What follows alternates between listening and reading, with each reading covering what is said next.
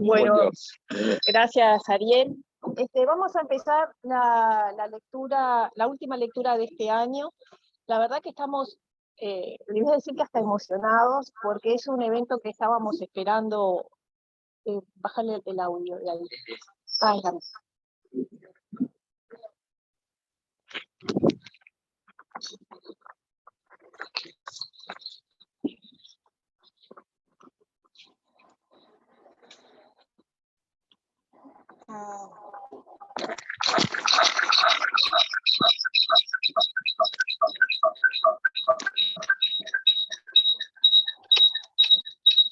A ver, así. ¿Está acoplando? No, les estaba diciendo que eso...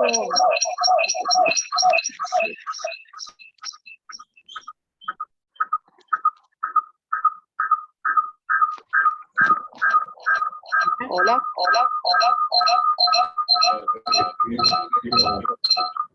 Pero apagué. Se estará acoplando. Está. Ahora vamos.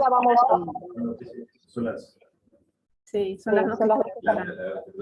Pero ahí vamos. Les estaba diciendo que para nosotros es muy importante esto porque representa la posibilidad de formar un equipo en cardiología, de conocernos entre nosotros. Yo le estaba contando que a los fundados de Estados años realmente no los conozco de nombre, pero no les conozco la cara, a través del Zoom, los he visto a través del tapabocas. Es muy difícil compartir un interno y crecer juntos, digamos, como equipo. Así que bueno, vamos a dar comienzo a la lectura. Con un trabajo que hicimos que me parece muy importante para practicar su cardiológica. Invitamos como comentadora a Bernardo Layerle, que Bernardo es un cardiólogo dedicado al arterial, que tenemos muchísimo respeto, porque además todo lo que ha aportado a la cardiología a través de la Sociedad de Cardiología, además de que lo conozco desde las épocas de la medicina interna, que era evidente, yo era residente. Así que bueno, vamos a disfrutar de eventos que tendrá toda la parte después que viene la parte laboral y la parte social, que va a estar más.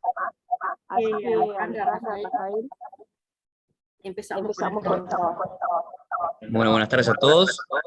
Yo soy Rafael Grassi, soy residente de tercer año del Hospital Maciel, con Alejandra Garretano, grado de servicio del Centro Cardiovascular Universitario. Vamos a presentar la lectura revista del mes de octubre.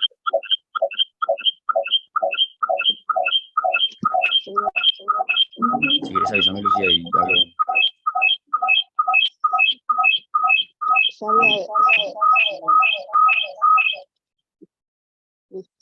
Ahí. Bueno, bien. El trabajo que vamos a presentar hoy es el STEP, que es un trabajo que fue publicado en la New England Journal of Medicine, una revista de alto impacto a nivel internacional, y en la última jornada del Congreso Europeo de Cardiología, de la Sociedad Europea de Cardiología. La presentación va a estar separada inicialmente en una introducción. Vamos a hablar un poco de los antecedentes, de qué es lo que nos dicen las guías en cuanto al manejo y a la presión objetivo en los pacientes hipertensos. Luego vamos a hablar un poco del diseño, del estudio, del trabajo, de los resultados, y después vamos a dar lugar a una discusión entre todos. Y un poco en la introducción, hablar de la hipertensión arterial como un factor de riesgo común de muerte por todas las causas cardiovasculares. Hablar de la prevalencia mundial de la hipertensión, que en la guía de la Sociedad Europea de Cardiología del 2018 habla de 1.113 millones de hipertensos en el mundo. En el año 2015, en adultos está presente entre un 30 y un 45%, y la frecuencia de la hipertensión arterial es mayor en edades más avanzadas, siendo mayor de 60% en los pacientes mayores de 60 años. Y en Uruguay, el Uruguay no es ajeno a esto, y en Uruguay 1 de cada 3 uruguayos sufre hipertensión arterial, y un tercio de ellos lo sabe y se trata. ¿Tá? ¿Qué es lo que dicen las guías o qué materiales tenemos para manejar el tratamiento de los hipertensos? Bueno, como gran antecedente a este estudio, en realidad está el SPRINT, que es el primero, este que está acá arriba, que lo que hizo fue, en el 2015, un poco parecido al objetivo del estudio que vamos a presentar ahora, es evaluar el manejo intensivo de la presión arterial en los hipertensos versus el tratamiento estándar, con objetivos de presión por debajo de 120 en pacientes mayores a 75 años. Después tenemos en el 2017 las guías de la Academia Americana de Medicina y de la Medicina Familiar, las guías de la AJA y la guía de la Sociedad Europea de Cardiología. ¿Y cuál es la evidencia o cuál es la PA sistólica objetivo en estos documentos? En la Sociedad Europea de Cardiología del 2018 habla de que la PA sistólica objetivo tiene que estar entre 130 y 139 milímetros de mercurio si se tolera en pacientes de edad avanzada mayor de 65 años. En la AJA del 2017, la sistólica debe estar por debajo de 130 en adultos mayores de 65. En la Academia Americana de Medicina, la sistólica tiene que estar, son un poco más flexibles con los pacientes adultos, por debajo de 150 milímetros de mercurio, y en el SPRINT, en el 2015, fue que evaluaron qué beneficios traería mantener la presión sistólica por debajo de 120. Entonces vamos a pasar un poco al diseño del estudio del STEP, que fue un ensayo prospectivo multicéntrico de 42 centros en China, aleatorizado y controlado. Que su objetivo fue evaluar si el tratamiento intensivo de la presión arterial sistólica, es decir, mantenerla entre 110 y 130, reduciría el riesgo cardiovascular en mayor medida que el tratamiento estándar, con un objetivo de PA sistólica entre 130 y 150 en pacientes mayores. El estudio fue aprobado por el Comité de Ética de todos los centros y tuvo algunos sponsors como la Academia China de Ciencias Médicas y el Hospital Fuway. ¿Cómo fue el diseño del estudio del plan de trabajo inicial? Bueno, fue un estudio que se planteó realizar en 4 años, en donde se estimó una muestra inicial de 8.000 pacientes, 4.000 en cada rama de tratamiento, en donde con esa muestra plantearon que el estudio le iba a dar un 90% de poder estadístico de poder observar un descenso del 20% en el riesgo de detectar un evento primario en el grupo de tratamiento intensivo comparado con el tratamiento estándar, haciendo el análisis de los resultados por intención de tratar. El endpoint primario, o el objetivo primario del estudio, fue un objetivo compuesto. Estaba compuesto por esos elementos: accidente cerebrovascular, ya sea isquémico hemorrágico, síndromes coroneros agudos, ya sea infarto de miocardio, hospitalización por ángulo inestable, insuficiencia cardíaca aguda descompensada, revascularización coronaria, ya sea por angioplastia cirugía, fibrilación auricular y muerte por causas cardiovasculares. El endpoint secundario consistía en todos los endpoints primarios de la lista anterior individualizados: muerte por cualquier causa, una combinación de síndrome coronario agudo, insuficiencia cardíaca aguda, revascularización y muertes por causas cardiovasculares, disminución de la función renal o desarrollo de enfermedad renal crónica avanzada, declinación cognitiva, aumento de la rigidez arterial o el debut de la diabetes. También habían planteado objetivos de seguridad como la hipotensión, aquella PA menor a 110/50, mareos, angioedema, cefalea, tos, urticaria, síncope, fracturas, y elaboraron un endpoint renal en donde había un descenso mayor al 50% del índice filtrado glomerular en pacientes con enfermedad renal crónica de base, o un descenso entre el 30 y el 60 en los pacientes sin enfermedad renal crónica de base. Los criterios de inclusión del estudio fueron tener una PA sistólica entre 140 y 190 en 3 visitas, o que estuvieran bajo tratamiento antihipertensivo, que tuvieran una edad entre 60 y 80 y que sean de la etnia Han, esto es el 90% de la población china, y que hayan firmado el consentimiento informado. En cuanto a los criterios de exclusión, que eran bastante más que los criterios de inclusión, tenían que tener una sistólica mayor a 190, una diastólica menor a 60, que tengan una causa de hipertensión arterial secundaria conocida, que haya tenido stroke o ACV hemorrágico, no lacunar ni AIT, internación por infarto o ángulo inestable en los últimos 6 meses, que hayan tenido una respiración coronaria en los últimos 12 meses o que estuviera coordinada para los meses siguientes, que hayan tenido FA o arritmias ventriculares, insuficiencia cardíaca clase funcional 3-4, valvulopatías severas o valvulopatías que requerían cirugía o TAVI, miocardiopatía hipertrófica o dilatada, fibra reumática, diabetes no controlada, disfunción renal hepática, ya sea controlada por transaminitis o enfermedad renal crónica con descenso del filtrado glomerular menor a 30 o una crea mayor a posible, cáncer, deterioro cognitivo o que estén participando en otros estudios. Bueno, esto es un poco cómo se hizo la randomización de los pacientes. Fíjense que, a ver si el puntero, de 9.624 pacientes que empezaron, que ingresaron inicialmente, que fueron elegibles, que cumplían con el criterio de la edad y de que fueran hipertensos, 1.113 pacientes fueron excluidos, ya sea porque no cumplían los criterios de inclusión o porque se negaron a participar. De esos pacientes que quedaron, que eran 8.511, se dividieron aproximadamente la mitad para la rama del tratamiento intensivo y para la rama del tratamiento estándar. De esos pacientes también se perdieron algunos, que fueron 126 para la rama para el tratamiento intensivo y 166 para la rama estándar. Finalmente quedando aproximadamente 4.243 pacientes para el tratamiento estricto y para el control estricto de la presión, y 4.268 para la rama del tratamiento estándar. Luego de la aleatorización, lo que se hizo fue plantear visitas, inicialmente mensualmente por los primeros 3 meses, y cada 3 meses con un objetivo de terminarlo en 4 años. Se controlaban la PA a los pacientes 2 veces al día. Algunos pacientes se controlaban a través de una aplicación que fue desarrollada para la realización de este estudio, y se les otorgó medicación a todos los pacientes. Inicialmente empezaron el tratamiento con olmesartán y amlodipina, y de acuerdo a los controles con el cardiólogo y al manejo de los pacientes, se le agregaba hidroclorotiazida o también pueden agregar beta-bloqueantes. Y los ajustes de la medicación se iban realizando de acuerdo a las visitas que tenían con el personal médico, y el manejo de la presión era para la rama del tratamiento intensivo, que tenían que tener menos de 130, si estaban por arriba les aumentaban la medicación, y si estaban por debajo se mantenía la medicación. Lo mismo para el tratamiento estándar, el mismo manejo se hacía para los grupos. Y en cuanto a las características basales de la población, están bastante bien equilibradas en los dos grupos. La media de edad de los pacientes fue de 66,2 años, el 46,5% eran hombres, un 19,1% de los pacientes tenían antecedentes de diabetes,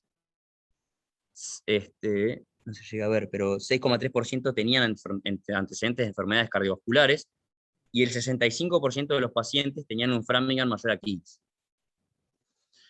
Las dos estrategias de tratamiento lo que dieron fue lugar a una diferencia rápida y sostenida de PA sistólica entre ambos grupos. Fíjense que al primer año, la PA sistólica media de la rama de tratamiento intensivo fue de 127,5 milímetros de mercurio, la rama de tratamiento estándar fue de 135, y al final del estudio, que en realidad se terminó a los 3,34 años, por los resultados del estudio, se mantuvo en el tratamiento intensivo en 126 y en el tratamiento estándar en 135. El otro dato interesante de esta gráfica es que el número de medio de fármacos en la rama de tratamiento intensivo fue de 1,9 y el tratamiento estándar fue de 1,5. En cuanto a los resultados y al endpoint primario, fíjense que de 147 pacientes, 147 pacientes de 4.243, es decir, el 3,5%, presentó el endpoint primario de la rama del tratamiento intensivo. Y para la rama del tratamiento estándar, 196 pacientes de 4.268, es decir, 4,6%. Esto lo que marcó fue, esta gráfica es la incidencia acumulada del endpoint primario, tanto en la rama estándar como para la rama de tratamiento intensivo. Y fíjense que es mucho mayor la tasa de eventos del endpoint primario en la rama de tratamiento estándar comparada con el control estricto de la presión arterial. En cuanto a los endpoints secundarios, la diferencia se vio en el stroke, en el síndrome coronario agudo, en la falla cardíaca y en los eventos cardíacos mayores, en donde para el stroke el descenso fue de 33%, para el síndrome coronario agudo también de 33%, y para los eventos cardíacos mayores de 28%. Si analizamos los resultados de acuerdo a las características de los pacientes, los efectos de la intervención en realidad fueron consistentes en los pacientes que tenían entre 60 y 69 años, los pacientes que eran hombres, los que tenían una sistólica al inicio de mayor a 152, los que no tenían diabetes y los que tenían un Framingham mayor a 15%. En cuanto a los endpoints de seguridad, la incidencia de mareos, síncope, fractura y los resultados renales, que son los que están acá, no difirieron entre los distintos grupos, ni tampoco la incidencia de enfedema, dolor de cabeza, tos y urticaria, que eran los otros. Pero sí lo hizo los episodios de hipotensión, que se presentaron en un 3,4% de los pacientes de la rama de tratamiento intensivo, y un 2,6% de la rama de tratamiento estándar. Y esto es un poco la diferencia de los dos estudios que dijimos, del SPRINT, que fue el de 2015, y el STEP, que fue el de este año. en donde en los dos se buscó el beneficio cardiovascular del tratamiento intensivo de la presión arterial sistólica. En el sprint excluyeron a los pacientes diabéticos, a los pacientes con stroke, y en el STEP solo a los pacientes con stroke. Si bien la PA sistólica en el sprint menor a 120 mostró beneficios cardiovasculares, mantener una presión sistólica tan baja se planteó como un desafío también por los elevados costos que tenía y por la elevada cantidad de visitas al médico que tenía. En el sprint hubo mayor injuria renal en pacientes sin enfermedad renal previa, y en el STEP no se mostró una injuria renal previa con ese control de la presión. En los dos hubieron hipotensión con el tratamiento intensivo, y la gran diferencia fue que en el sprint no se observó un descenso del riesgo de stroke y de síndrome coronario, y en el STEP sí lo mostró. Entonces, la conclusión del estudio en realidad es que la reducción de la presión arterial sistólica por debajo de 130 resulta en beneficios cardiovasculares en pacientes ancianos con hipertensión arterial en China. Y un poco, para hablar de las fortalezas y las debilidades, para abrir un poco la discusión del estudio, las grandes fortalezas creemos que están en realidad en el diseño del estudio, ya sea en el tamaño de la muestra, en todo el seguimiento que se hizo, en el monitoreo de la presión arterial que se hizo, la aplicación y el manejo de la aplicación que se le brindó a los pacientes, con lo multicéntrico y lo prospectivo del estudio. Y un poco las debilidades, eso me parece que es lo que más nos va a dar que hablar, es que la población en realidad era una población china, que el Framingham fue creado para pacientes de raza blanca y sobreestima el riesgo de la población china, que el objetivo era en realidad la población de pacientes añosos, y la media de edad fue de 66 años, y otra debilidad que creemos que tiene el estudio es la gran lista de criterios de exclusión que tiene este estudio. ¿Tá? Y en realidad ahora la idea es darle la palabra a Alejandra para que hable un poco de la discusión y charlar un poco del estudio y tener opiniones distintas. Bueno, en realidad para abrir la discusión, como dijo Rafael,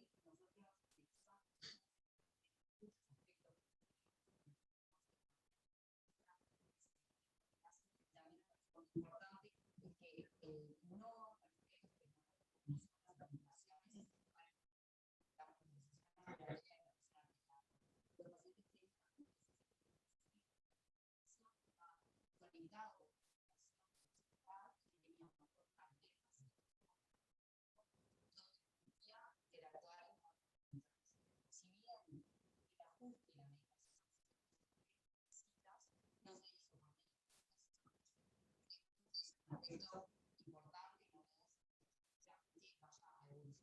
en otros estudios y que va a ser una herramienta más para estos pacientes. Pero la principal duda o el principal aspecto que queríamos discutir era si realmente la muestra del estudio representa la población problema a la que está orientado. O sea, el estudio nos dice que queremos evaluar qué pasa en el tratamiento intensivo de la presión arterial en la población añosa, y después cuando vamos a ver el estudio, cuando vamos a ver los criterios de exclusión, cuando vamos a ver las características de la población, nos encontramos con una población que tiene una edad media de 66 años, ¿sí? Y que no tiene muchas comorbilidades, pero tiene exclusión casi que las excluyen a todas. Entonces, ¿realmente representa a la población problema?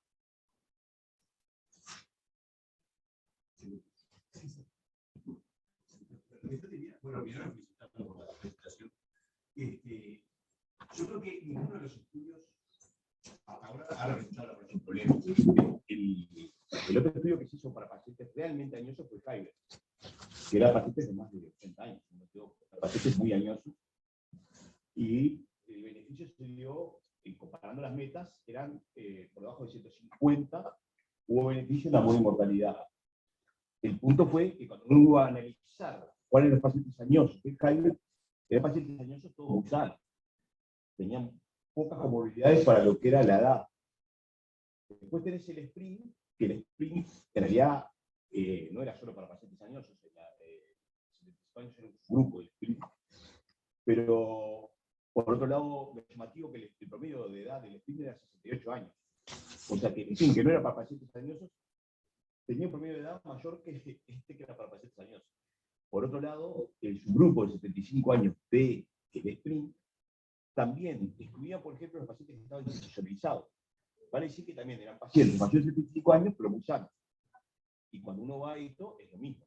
Es decir, estrictamente el paciente anciano frágil, que es el que uno tiene el temor de hacer daño, ese no está representado prácticamente en ningún estudio, salvo estudios observacionales.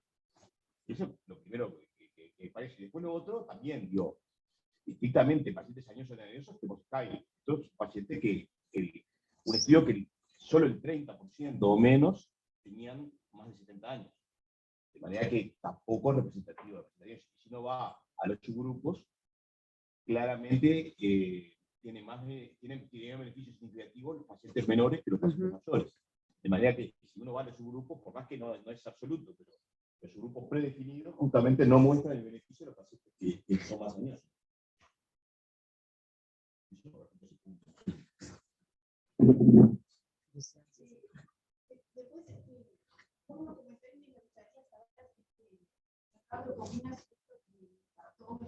En la práctica, me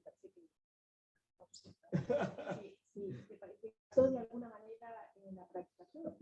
Siempre me gusta pensar los trabajos desde el principio, ¿no? En el sentido, el principio acá sería la pregunta de investigación, que se hicieron desde el punto de vista del investigador. Los investigadores querían saber si el tratamiento intensivo en contraposición con el tratamiento estándar disminuía determinados resultados beneficiosos en términos de disminución de determinados resultados que fueron ajustados como un resultado compuesto, en realidad no era un resultado único, sino la suma de una serie de situaciones.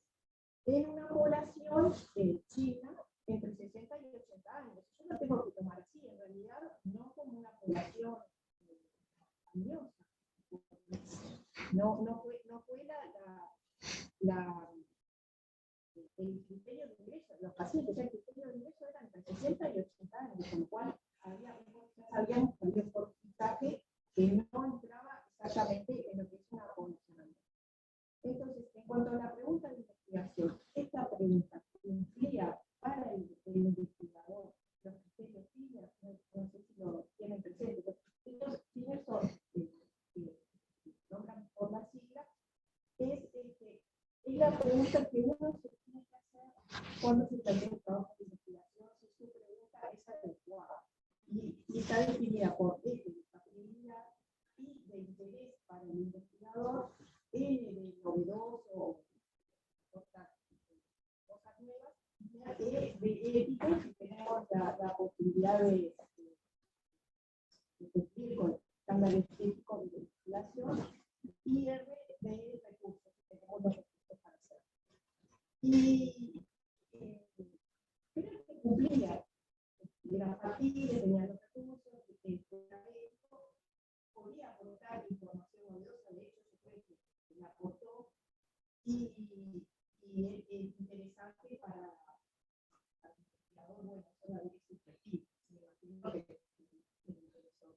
Entonces, desde ese punto de vista, estamos viendo, desde el punto de vista de analizar los sesgos de los resultados. ¿Qué son los sesgos de los resultados? Es cuando vemos que ya sea por el método o por otro motivo, que todo es método en realidad, por el método de diseño, la forma de selección, la forma como se realizan los resultados, si en realidad el resultado que se llegó es verdadero o está sesgado, nos está mostrando algo fácil por la presencia de esos sesgos. Y en este sentido tiene muchas fortalezas que ya lo nombraron Rafael y Alejandra, que se van a muy a repetir. Dentro de las fortalezas, voy a destacar que el sponsor era un sponsor académico, en realidad, además, ni lo que los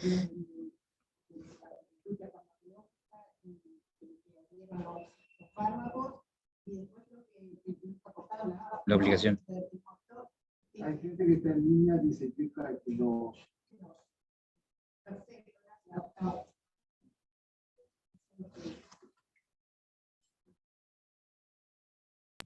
Que ninguno de esos conocía las bases de datos ni tuvieron ninguna injerencia en la obtención de los resultados y en la elaboración del manuscrito, y eso sin duda es una fortaleza. Pero tiene algunas debilidades. Uno, como dijimos, como dijeron, el tema de la selección, y que si bien el objetivo inicial parecía ir hacia una población añosa, no fue así. Podríamos decir que hay un sesgo de selección. De hecho, a mí, para mi práctica, para hacerlo interesa, a mí me hubiera gustado ver una población de mayores de 70 años, porque es donde la pregunta de investigación realmente me resultaría interesante para mi práctica, porque o sea, el lograr objetivos terapéuticos en una enfermedad crónica, todos sabemos que no es fácil.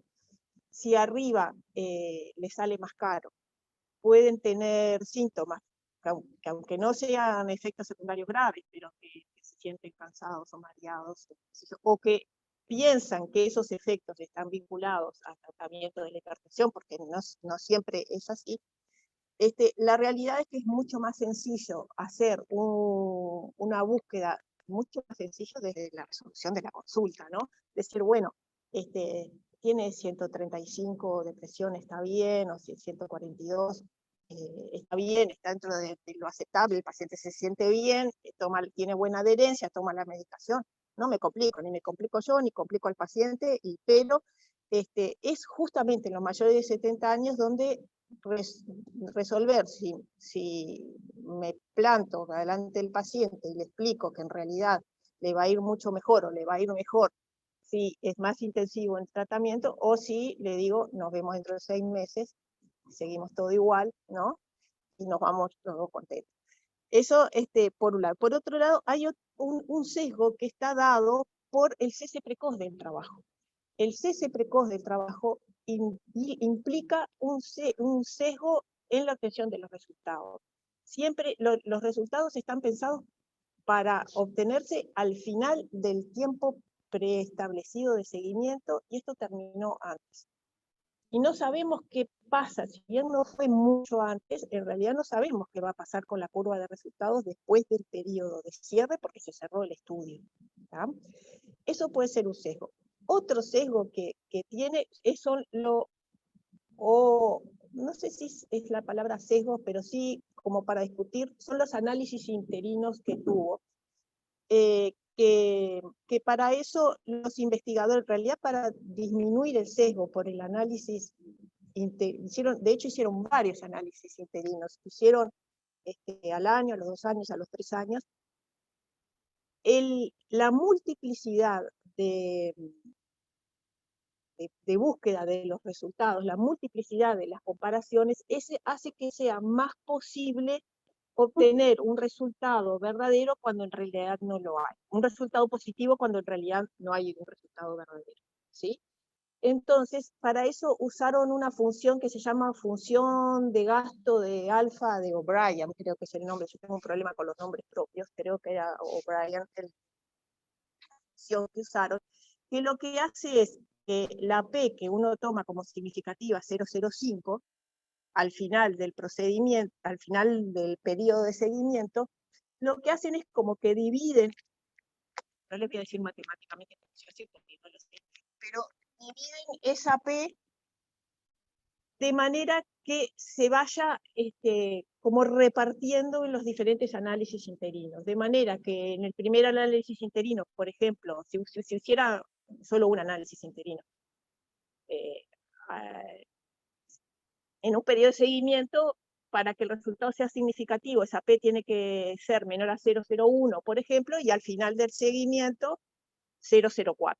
De manera que obtienen la P significativa.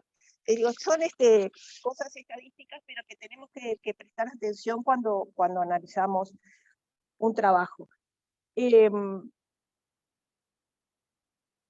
bueno, y lo otro es el tema finalmente el tema de la generalización, que si bien es cierto, uno puede decir, es un trabajo multicéntrico, con muchísimos pacientes, me deja muchas dudas si podemos generalizarlo al mundo, digamos, porque en realidad es una sola etnia la que estuvo analizada, con una sola cultura de riesgo, digamos, cardiovascular, de dieta, de cosas de salud en general.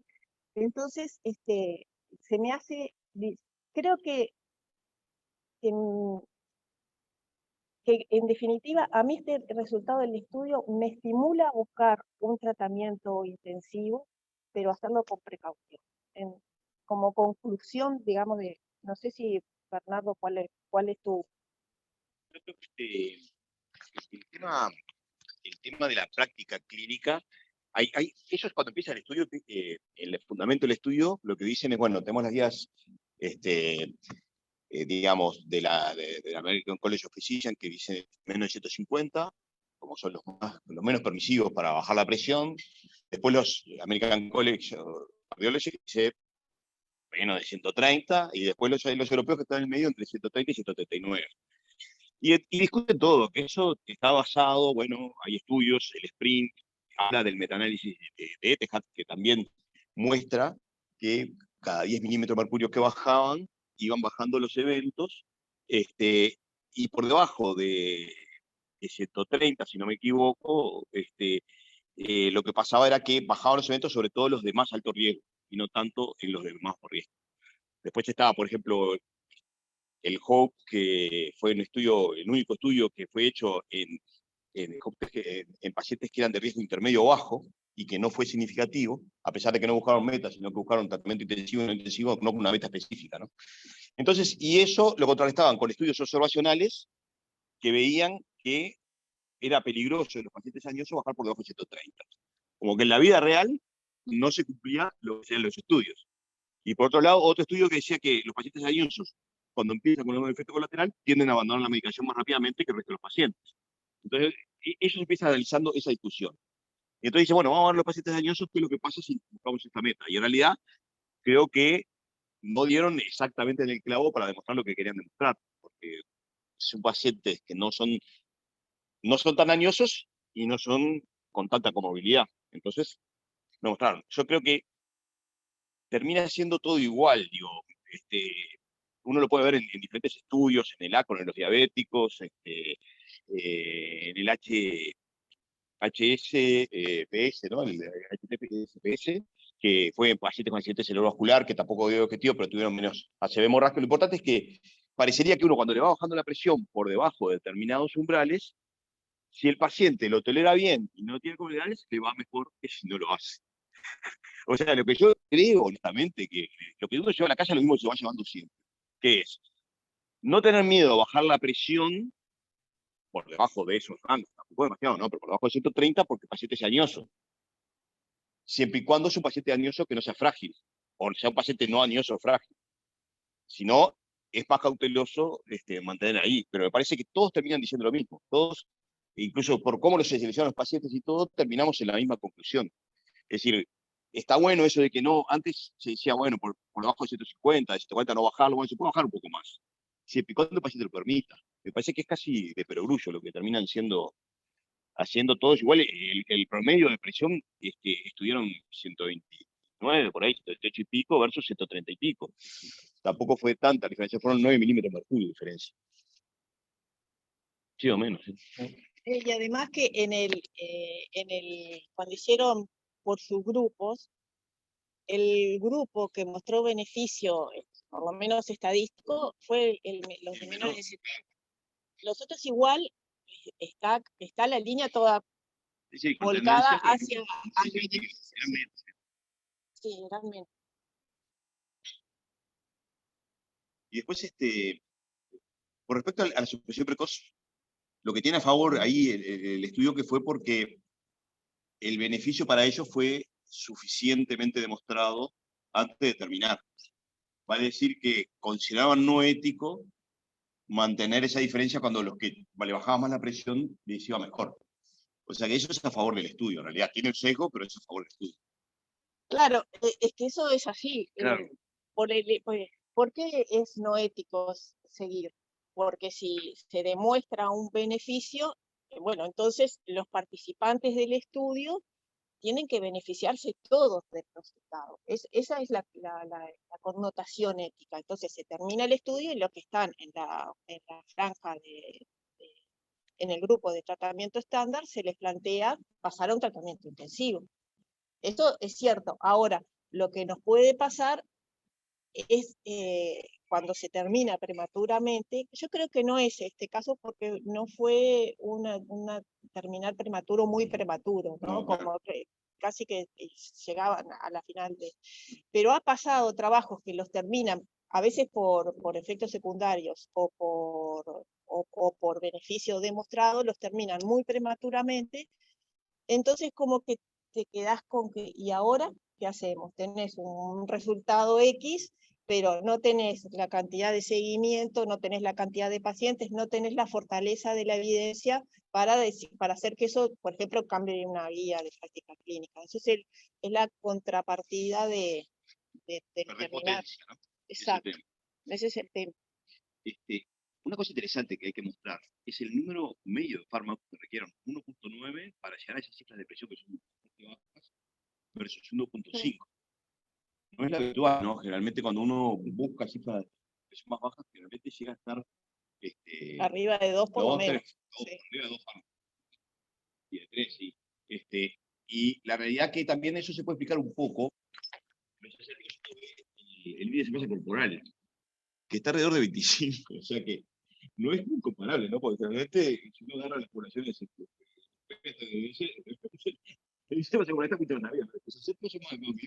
más flacos, yo pensé eso, esta diferencia, eso invento.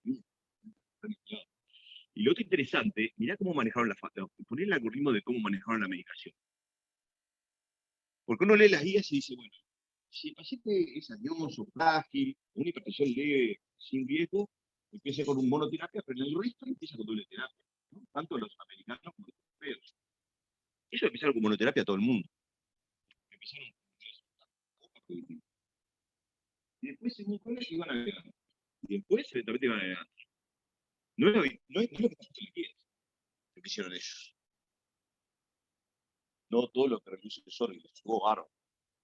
O sea que, en definitiva, con el hermano de Gustavo, que tenemos una amistad grande y hemos estado en estas guías y eso, siempre es una frase que el beneficio, el mejor antihipertensivo y la mejor combinación es aquella que le baja la presión arterial. Vale decir, el beneficio de los fármacos antihipertensivos en el impacto de los eventos está dado fundamentalmente por la cantidad de milímetros de mercurio que dependientemente de los procesos. Hay excepciones, hay casos especiales, esto no puede ser así totalmente. Pero es una cosa que nos está mostrando ellos. Por eso es un algoritmo que no es el de la guía. Uno podría decir esto y decir, ¿qué atrasado está? ¿No quería decir algo?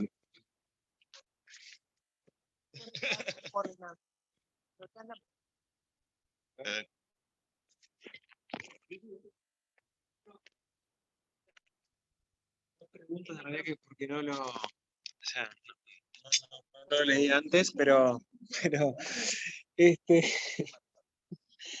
no, quería preguntar si tiene el número de controles promedio del grupo intensivo versus el otro, si el número de controles es el mismo, probablemente sí. Sí, de cada rama. Si la cantidad de controles médicos estudiados fue exactamente el mismo o no. Y otro, la adherencia a la medicación, si fue un porcentaje alto, como suele verse en estos trabajos, más del 90%, que eso también es una diferencia con la práctica clínica.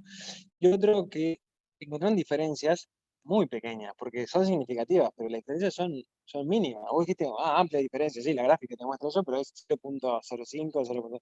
Entonces, la media de presión, estaba viendo recién, el grupo que tiene control estricto tiene 125, 130, o sea, entre 125 un poquito más, y otro 135, o sea que estamos, quizá, la diferencia que exista en los controles de automonitoreo o lo que sea, ya pasemos de un grupo al otro, y es muy corta la brecha. No es que el grupo intensivo tuvo 100 de sistólica y el otro 135, 140, sino que la diferencia es muy pequeña y como tiene un N tan enorme, con todos los trabajos chinos, millones de pacientes, bueno, miles, encuentran diferencias. Y hay una diferencia y probablemente algo de eso haya de verdad.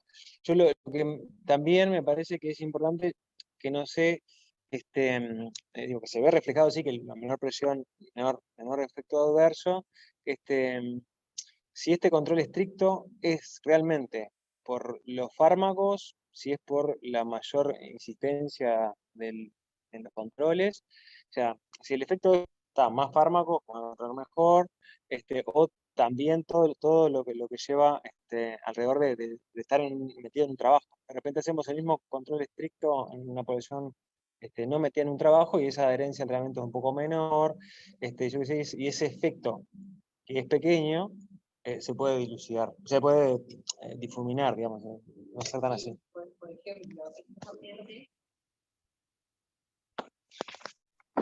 estos pacientes, lo que destacamos es que tenía la recuperación, tenía un portal médico y un portal de paciente. La recuperación, por ejemplo, tenía recordatorios de tomar la medicación a determinada hora y otros consejos de una cantidad de cosas que sí, hay una cosa que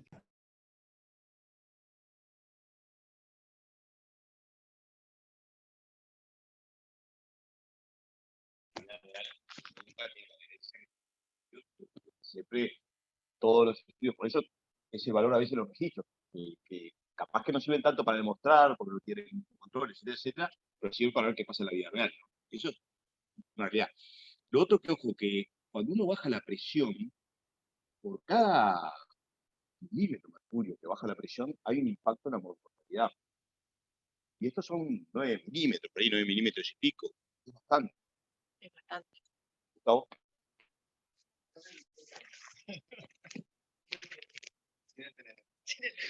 Puede ser que se haya vacunado porque se imantó. No, dividimos las cosas con mi hermano y la hipertensión no es mi tema. Pero hay un metaanálisis que se publicó hace, no sé, un par de meses en Lancet. Son 344.000 pacientes, una enormidad de pacientes, y tiene una virtud, y es un metaanálisis a nivel paciente. O sea que no es tomar el número global del estudio, sino ir al dato individual del paciente y reanalizar. Y lo que vos decís está reflejado en ese metaanálisis y vuelve a mostrar. Tomaron un umbral de 5 milímetros de mercurio y cada 5 milímetros de reducción de la presión arterial, 5 milímetros de sistólica o diastólica, ambas, había un 10% de reducción de eventos a 4 no sé qué años, algo, un poquito más de 4 años de seguimiento. Entonces, también es interesante que no importaba de qué presión arterial empezaba el paciente, la reducción de riesgo era la misma para el número de milímetros de mercurio que la presión se reducía.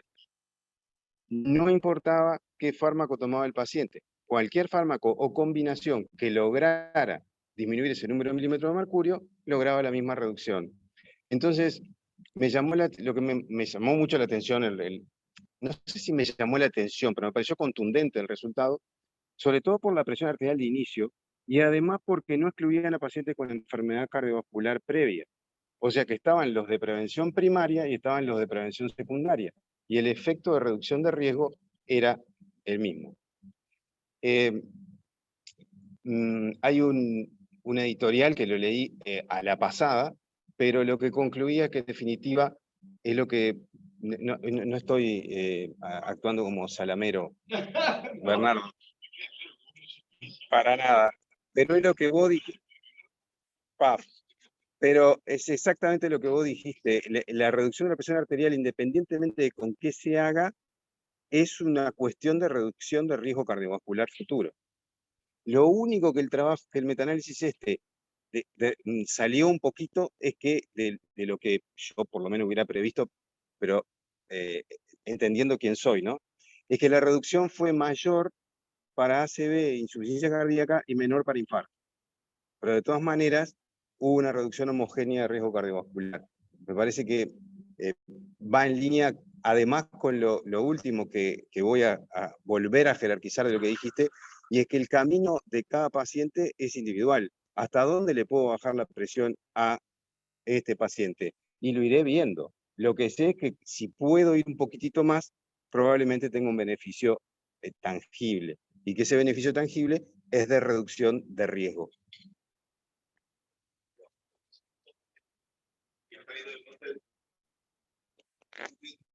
un metaanálisis, pero la inversa, mirando cada uno de los estudios, salvo la Complish, que mostró que la combinación de drogas podía haber sido un poco mejor que la otra combinación de drogas, el resto de los análisis decía, bueno, tal droga es mejor que esta porque en tal estudio les fue mejor.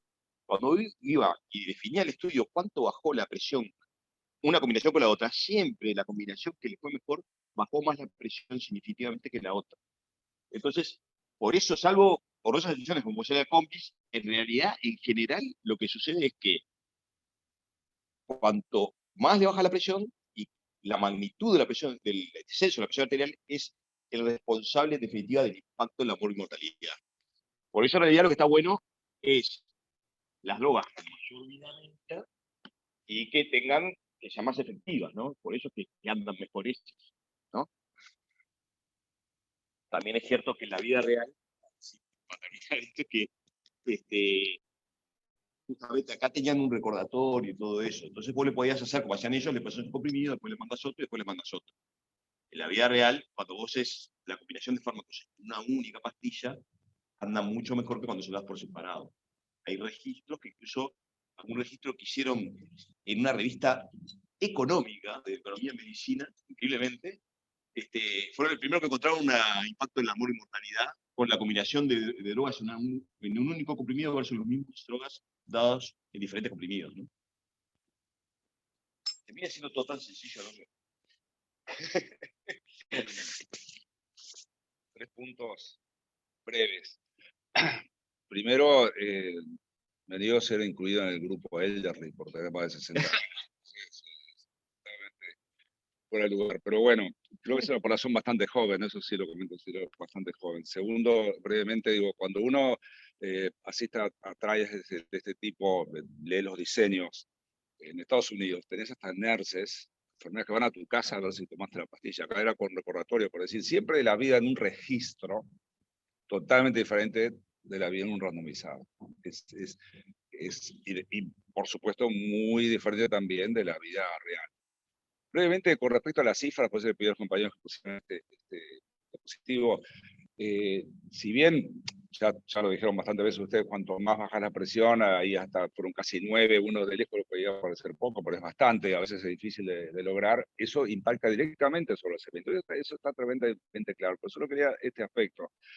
Ya fue dicho, es casi poca medicación, entonces llamar tratamiento intensivo a una persona, un promedio de gente que no llega a tomar 2 remedios, parece que no es, que si uno está acostumbrado a parecer otra cosa, por lo menos 3 pastillas en gente más grave, pero bueno, son los resultados que ellos tienen. Pero lo que sí quería decir es que si bien la disminución se ve realmente en esos eventos, está algo lejos de lo que el target inicial, que era alrededor de 110. O sea, como que no lo ve de lejos, estoy haciendo una especie de crítica para hacer un ejercicio entre todos, ¿no? Me dice, bueno, está bien, bajaron uno tiene 126, vamos a hablar de los 3,34 años, ¿no? 3 años y un tercio. Bueno, está bien, uno tiene 135, otro tiene 126, pero sin embargo, esto que habla de tratamiento intensivo estaba lejos de que ellos dijeron con 110, que me hubiera gustado saber los resultados. Nada más.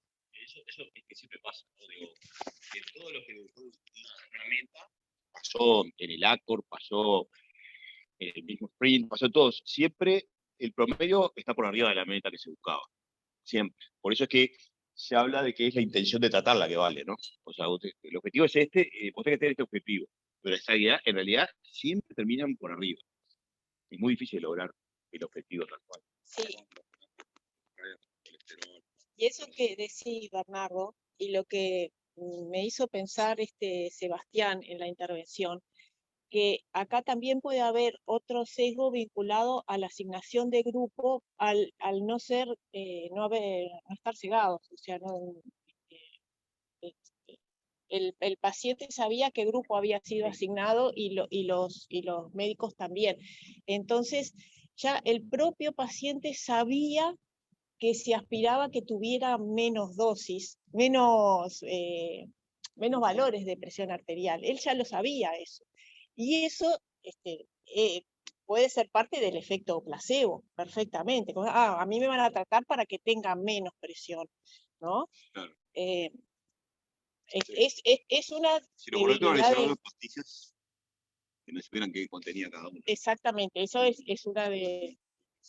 No fue con uso de placebo ni con estado de asignación de grupo, o sea, porque a veces reciben cada una su pastilla, pero en realidad el paciente no sabe a qué grupo fue asignado, ¿no? Pero esto sabía a qué grupo. Sí.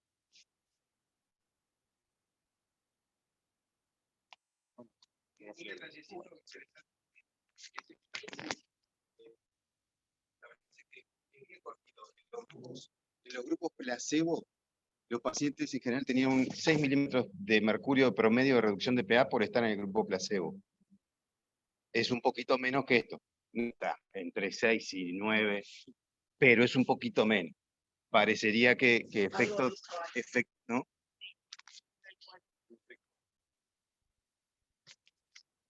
Bueno, vamos a dar por terminada.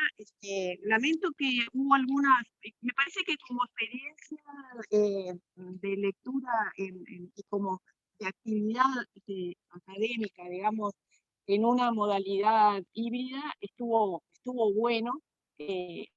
Acá pasamos genial y hay una interacción que realmente supera a la que puede ser por Zoom.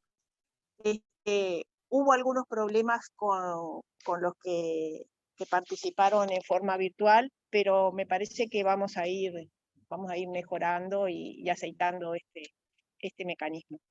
Así que, bueno, muchas gracias a todos y vamos a seguir con la actividad. Acá lamento por los que no van a poder seguir. Nos estamos viendo.